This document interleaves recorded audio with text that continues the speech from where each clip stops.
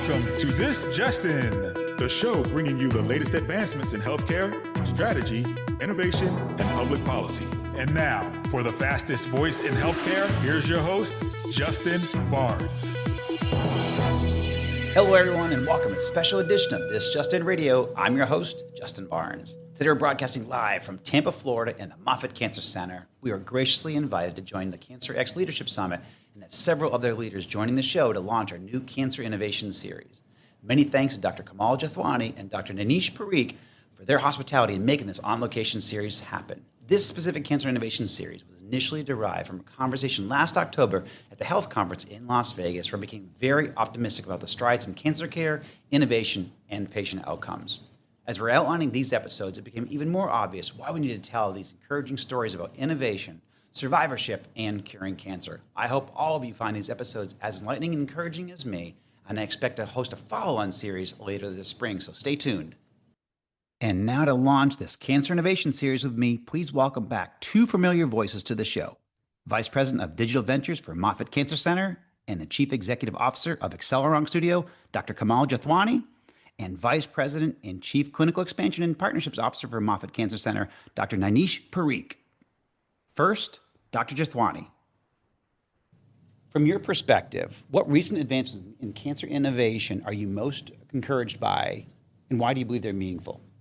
Cancer, there's a lot of money being spent on cancer innovation, right? And so if you think about diagnostics, therapeutics, think about the genetic testing that's coming up, there's a lot that's allowing us now to treat cancer as close to N of 1 as possible, right? We're getting so much data, so much information about the cancer itself and about how that cancer affects the human being that we're able to sort of treat every patient almost uniquely, right? And that's really powerful because now we're making sure that patients are being taken care of at that level. But what excites me really the most is that we now, through the emergence of AI and digital, have an opportunity to actually make treatments that are available for patients reach them, right? Mm-hmm. Despite the advances that we've seen in precision medicine and despite the advances we've seen in the number of molecules we're coming out with, a lot of patients that are being treated in this country, especially in the community centers, don't actually have access to the best possible that's available to them, right? But we can change that with digital and AI, and I'm really excited about making sure that every single patient gets access to every single innovation that there is that can benefit them and that can basically cure them. And so when we say we, obviously speaking from CancerX, but also what you're doing here at Moffitt Cancer Center. At Moffitt, exactly, yeah. Moffitt has one of the largest teams that is working on this problem. We have one of the largest data sets in cancer centers. We have spent the last 20 years collating this data, and we've spent a lot of time creating a team that's going to be thinking about how to quantify it and how to think about quantitative sciences. We're the only cancer center in the country that has an actual department of machine learning and AI and mathematical oncology. And so we're really thinking about this from all these different directions and bringing the best of what AI and math has to offer to the front lines of the clinic, right? So we're actually treating patients this way already. That is not happening anywhere else. Yeah. I love it. That's why I'm very excited to have the radio show be here for the next couple of days. So what are you currently working on that you're most excited about? And then how do you connect that to patient care and outcomes? Yeah. Let me start with the problem we're solving, right? Medical knowledge today doubles every 73 days. Right. So just think about that. That's a huge amount of volume we're creating. The impact that has on cancer is that our cancer guidelines are updating very, very frequently, as many as 241 times last year by NCCN. If you take a specific example in breast, that's about 54 times a year. That's once a week. So just imagine as yourself, as a general oncologist, practicing in the community where you have 18 different types of cancers that you're potentially seeing, and everyone has guidelines updating somewhere between once a week to once a month. How do you keep up? How do you keep up? You don't keep up. Yeah. And what's the impact of you not keeping up? The impact is that these patients basically get treatment that is 6 to 9 guidelines behind, right? Wow. That is, and about 50% patients today, we know this for a fact, do not get guideline concordant treatment when they go and get treatment in the US, right? That is a significantly worse clinical outcome for them. Literally, the difference could be between life and death, depending on where you go to be seen. Wow. Right? That is a problem. Now, if you think about the solution to this problem, we can't just do more with what we have today. We can't just expect oncologists to keep up. We can't just expect them to do more CMEs. We can't just expect them to go and read more papers. Humanly impossible, right? So we are building a tool called OncoBrain, which is the world's first AI oncologist, that brings guideline concordant care to the point of care, to that relationship between the patient and the provider, right? So every single provider is able to provide guideline concordant care to every single patient that they see without exception. What we think that that's going to do is that's going to revolutionize and match where we are in time and history for oncology, right? Today, if we can make sure that every single patient can get guideline concordant care, we can potentially end cancer as a death sentence. And that's what we're working on. I love that. That's the whole reason we're here, is ending cancer as a death sentence. So I guess for the average patient who's listening to this show right now, how do they start this journey? I mean, obviously, they may have a doctor, they may not have a doctor, but how do they go and ask their doctor about guidelines or what guidelines? You don't want to challenge them because everybody's in a different sphere and has access to different stuff. But to your point, the odds are they're probably behind in some capacity. Yeah. What's a good advice for a patient? So, as of today, without any of the huge, crazy innovations that are available, right? Like I'll just talk about current state, right? If one of my family members got cancer, what do I do? Yes. Right? Okay. Here's your playbook. Yeah, love this. Okay. Yeah. So first of all, you will try to get into depending on how you sort of discovered your cancer, it's either in the emergency room or your primary care doctor picked it up or whatever it is. You will always try to get to the best specialist you can within your reach. Right. It doesn't matter where you are in the country. There's probably someone around you that's an NCI designated cancer center. You go there, right? That's statistically significantly better clinical outcomes. Excellent. End of story. Once you get your diagnosis and your initial treatment, you always get a second opinion. Okay. Oncology is one of the only fields where this will actually create a 40 to 50% difference in your treatment outcomes, right? So you always get a second opinion. There are a lot of virtual second opinion services available through your employer now, through your payer. Figure it out. Most of the times it's free for patients, right? But they don't take advantage of it. So, and that's criminal. So get to the nearest NCI designated cancer center, then get a second opinion, follow the second opinion through, right? And then always think about what options do you have, both from a treatment perspective and a clinical trials perspective. There's always clinical trials going on that are really testing the next sort of frontier of treatments, and our treatments are just getting significantly better. And then the last thing I'll say is, because of the amount of precision available today, make sure that you have access to every single one of the most advanced testing available, radiology, genetics, et cetera, because that'll just give your oncologist a little bit more to play with in terms of how to decide your treatment. If you do those, I think, to me, pretty basic steps, you're on the right track, right? And then comes the question of treatment decision making and how much you're able to tolerate in terms of procedures versus toxicities, et cetera. Those are things that are so difficult to deal with in the moment. I would say your last thing that you would do for yourself and would be a game changer would be to get a patient advocate. They're about $300 a month. They are fully reimbursable. You have a little bit of a copay, but the way they work with you and the way they help you think through your process and your decision making is magical. And even as a physician, don't think that way. So I would say every cancer patient should get themselves a patient advocate. That's fantastic advice. And actually driving up here, thankfully I live within 30 miles of Moffitt and coming up here, I thought how fortunate I am to have access to you guys and the relationships that I have. If I ever had cancer, how blessed. So I'm glad you just gave that information. That's a fantastic best practice. And if practices. you're a first degree connection to us, call us. Absolutely. Or text. Yes, absolutely. We'll do. So now shifting gears a little bit, specifically around CancerX, what are your goals for CancerX, and what do you hope to accomplish here in 2026 alone? Yeah. So CancerX was created with the vision that we wanted to make sure that we are equalizing access through digital innovation, right? And the problem I spoke about first, which is, how do we make sure that every incredible innovation is available to every single patient? It was part of a moonshot thinking, and when we started, we always thought it was going to be really difficult. And we set ourselves a goal that we wanted to reduce cancer mortality by 50% by 2047. Yeah. It's a big goal. Absolutely. And we think that we're going to get to that goal by making sure that patients get access to the right treatments at every single point without exception, right? The way we get there is through the use of digital and AI. And now, if you think about that entire roadmap, the place where everything is broken is it's really, really hard to get new innovations into old systems that are working the way they were working in the 1970s, and they have no incentive to change, right? So the goal for CancerX is to make sure that we become the national infrastructure to scale digital oncology. That's what we are, right? And so what we are going to do is we're going to build the building blocks of this infrastructure. We're already doing a lot of that. You'll see that in the next 2 days. Yep.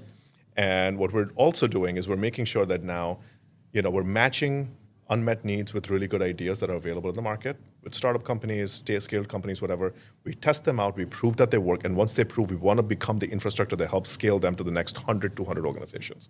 If I keep doing this every single year, and we do this for the next 20 years, we're going to have a couple thousand technologies scaled Amen. across cancer, and that's the impact that CancerX is going to create in the world. I love that. How many people are involved in CancerX today from organizations? Yeah, so about 150 to 180 organizations are involved right Globally? now. Globally. A good amount, about 80% of that is in the US. Right? And we're fortunate to have representation across payers, providers, pharma companies, startups, venture capital, private equity, banks, right? So we have a lot of the ecosystem really sort of represented. And the magic happens in the intersection of these, right? Which is where we see a lot of stuff happening. So payers working with providers and startups, or pharma working with a provider and a VC. Those kinds of relationships are where a lot of the magic is happening, and we think that that's the power why we think we can help with this infrastructure problem. I love it. And this conversation initially came together. You, me, and Dr. Parikh were sitting actually HLTH in 2025, just last fall. And I believe, and we'll talk about this in a follow-on segment about, we have the ability to cure cancer. So even with the things that you're talking about, or create it more as a chronic condition. We're going to talk, more about that coming up. But I'm very excited about, what you just said is phenomenal, and then also the opportunity in the land, the advancements we're making. So here in the last question, looking into the proverbial crystal ball, what strategy, capability, or shift must CancerX be ready to navigate in the next 2 to 3 years from now to meaningfully accelerate progress? We're sitting in a very fast-changing world today, and there's a few tech forces that are shaping what the next few years of the world are going to look like, and robotics, AI, artificial intelligence, all these other forces are coming to play. What I would say is that healthcare has typically been shielded from any of these tech bubbles because we just don't care, and we've looked the same we've looked in the last 50 years. Right. But I think this time is different, right? And I've been in healthcare now for 25 years, and I feel the difference this time, right? This time we're not going to be untouched. So what do we, as CancerX, need to do to make sure that we're shifting oncology in the right direction in this move so that we really benefit from it and we don't struggle under the weight of what this is going to do to us, right? Excellent. And so what does that mean? That means that, how are we helping organizations transform? How are we helping organizations keep up? How are we helping organizations govern? How are we helping organizations adopt it no matter what? Because at this, in the 12 minutes that we're having this conversation, 12 more people died of cancer. So we can't stop, right? We need to make sure that adoption is happening, but for all the fears that we have and all the things that it's going to disrupt, let's figure out a way to help people through that so that we still can innovate and we can still get the right treatments in the hands of patients.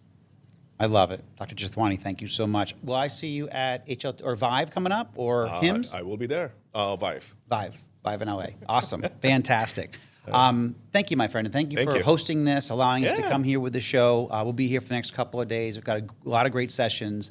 But what you're doing is applauded, globally, but obviously throughout our community. And this was a blessed opportunity to go up and do this. So thank you so much again. I'm so thrilled that we got you here, and so thrilled that we can co-brand this. You got it. And we're just starting this series. We're gonna have some good fun with it over this year. Awesome. So thank you. Thank you, sir. Appreciate it. And now, Dr. Parikh. Dr. Parikh, from your perspective, what advancements in cancer innovation are you most encouraged by, and why is it meaningful? I think I'd break that down into a couple of different buckets. So in the first place, as we all know, screening and prevention, really detecting cancer early, is the easiest way to cure it. So the ability for digital tools, since we're talking about digital technology. And curing cancer. Goes hand in hand with preventing cancer. Yep.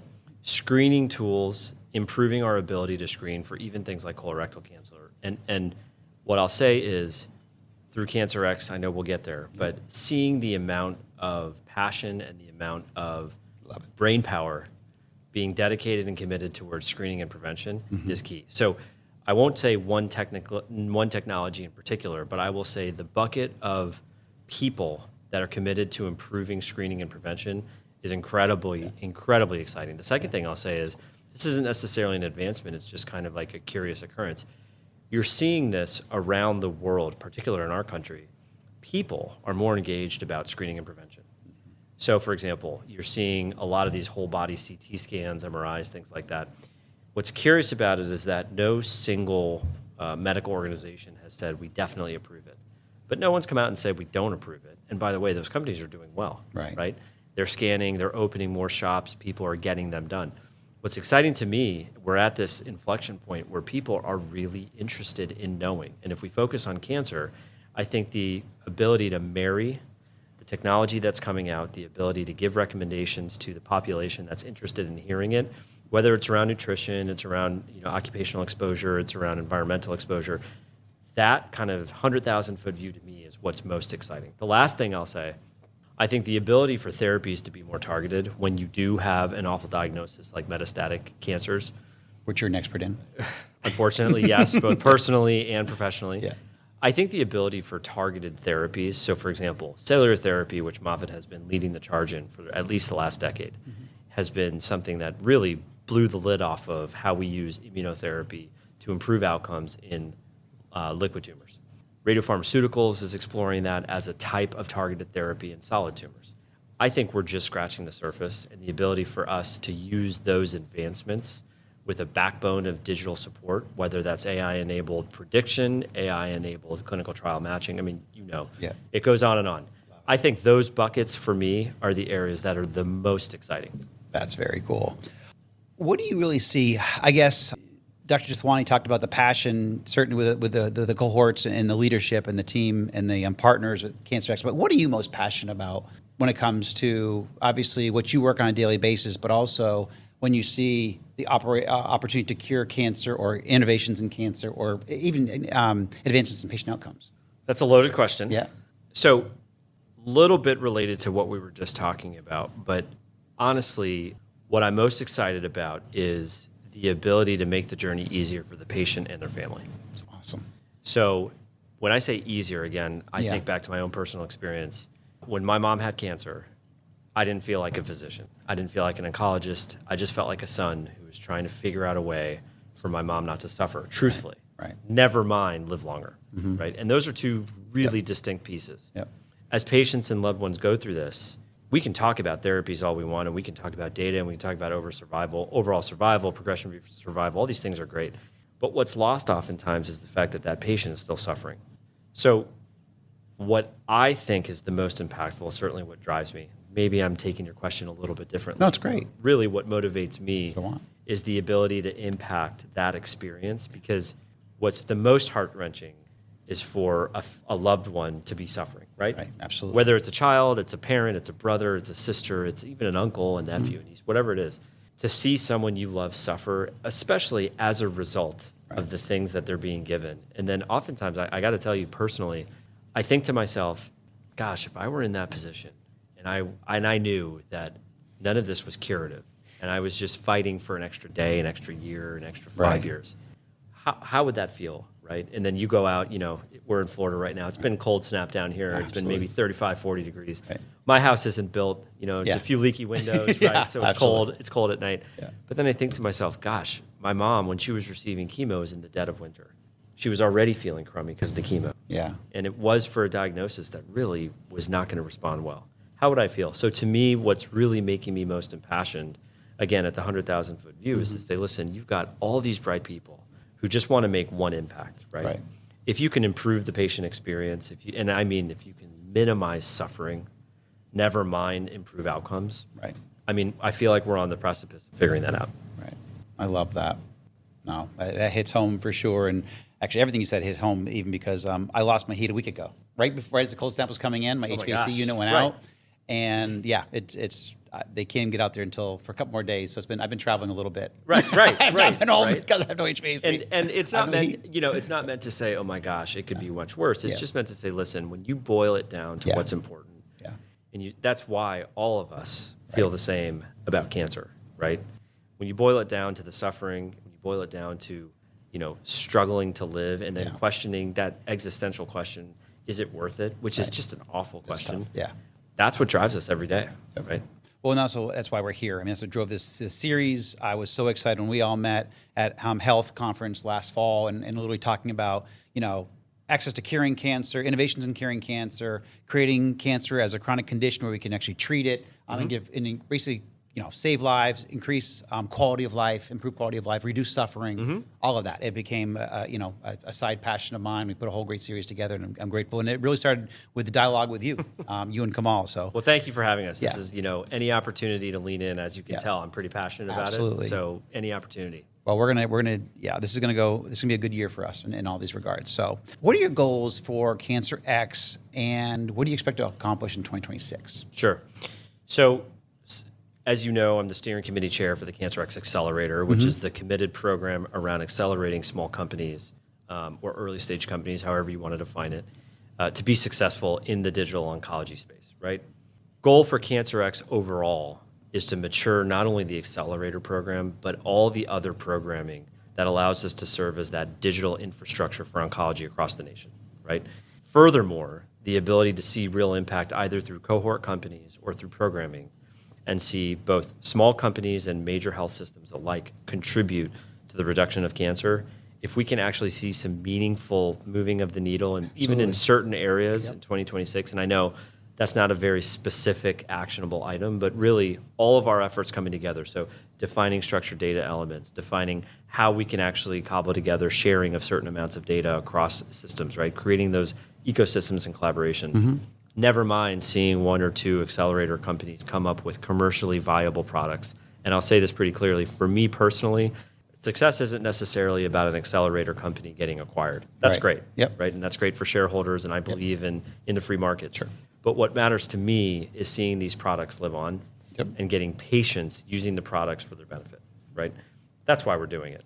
So for me, in 2026, I think at the CancerX at large, starting to lay the groundwork for how we innovate at scale, how we move the needle, and how we really define what we are as the digital infrastructure for oncology care. Right. That's number one. Number two is seeing any of our CancerX Accelerator cohorts, even from 2 years ago, Right. create products that are really getting to the hands of millions of people across the nation. Right. For me, that would be a win. Yeah, and that's absolutely moving the needle. How many companies are in the cohort today, or how many will be there in this year? 12 made it in this year. We had 39 finalists, right? Okay. And I just want to talk, since you're asking, Yeah, absolutely. a little bit Please. about the process. Please.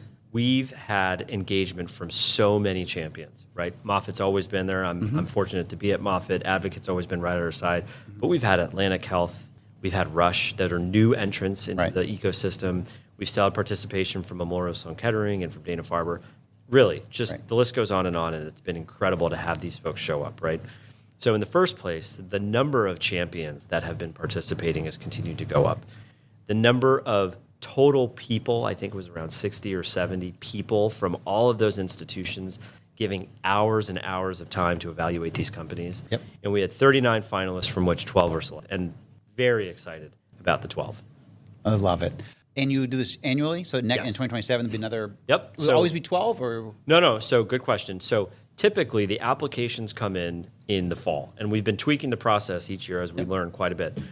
This year, the process started in September. We had over 100 applicants, which is fantastic. Yes. So there's a couple of repeats in there, which is great because I think it improves your chance. I think each year, these companies are maturing quickly.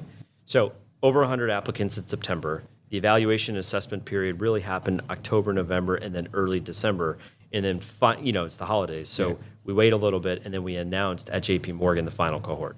What we do is we define themes. We started originally with 3 themes. This year we had 4 themes. I won't bore you with exactly what they are. Suffice it to say, we try to get representation across all 4 themes because we think those themes will drive innovation in oncology. So we always want to have cohort companies represent each theme, and they self-identify as far as the primary themes, for their products and services. Where I'm going with this is we don't necessarily have a cap or a minimum. Okay. We want to try to say, listen, if we have companies that are interesting, that fit the criteria, great. What's more important is that not only do those themes get represented, but that the champion organizations that want to work with those companies raise their hand and say, yeah. And this year, what we really go for is having 2 champion companies raise their hand and say, we want to work with those companies. So you can imagine that if we had 20, we would do it. What's really important and vital is the engagement on behalf of each of the champion organizations to raise their hand and say, yeah, we're going to be side by side for this compressed period of 6-7 months. We're going to be there. We're going to be, showing up and giving feedback. We're going to be putting our leaders in front of those organizations. and in front of those companies so that those companies have a meaningful experience. I love it. Well, I'll also tell you, you want to do I'll do a show later on this year where you're looking for more cohorts for 2027. Perfect. Love to do a show on that. Yeah. Let's talk about the programs, the themes, all that kind of stuff. But then also, if there are any shows any companies that you want to highlight that are in the cohorts, hey, these guys are whatever, the winner or whatever it is, Yeah. we'll bring them on here. And all that Okay, good no, stuff. that'd be fantastic. I appreciate that. You got it. 9. I appreciate it. We're actually at time, so we're good. But are you going to Vive Yes, this year? I'll be there. I'll be in there. We LA? have a lot of good CancerX programming. Yeah. Very excited. It's going to be fantastic. So you'll be there. Absolutely. Are we I'm a recording racer. again? Oh, yeah. Oh. Absolutely, dude. All right. Maybe this time Kamal and I will actually have the opportunity to interview you. Oh, no. That'll be fun. We'd love Exactly. it. All right, 9, thank you so much, my friend. Awesome. Appreciate you. Thanks.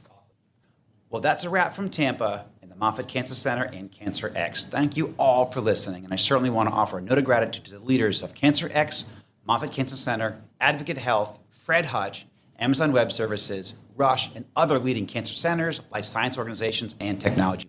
Together, these voices provide a comprehensive view of how collaboration between providers, researchers, and industry is shaping the next decade of oncology innovation.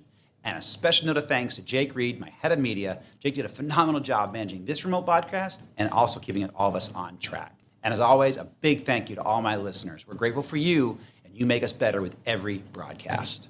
And please stay tuned in weekdays as we broadcast at 2:30 p.m. Eastern, 11:30 a.m. Pacific. As always, you can find me at LinkedIn at Justin T. Barnes or track me on Twitter at HIT Advisor and use the hashtag #ThisJustinRadio so you can respond to your comments from the show. If you miss any part of this broadcast, all of my This Justin Radio shows are posted on Amazon Music, YouTube, Spotify, Pandora, Apple Podcasts, iHeartRadio, SoundCloud Spreaker, and the TuneIn platforms.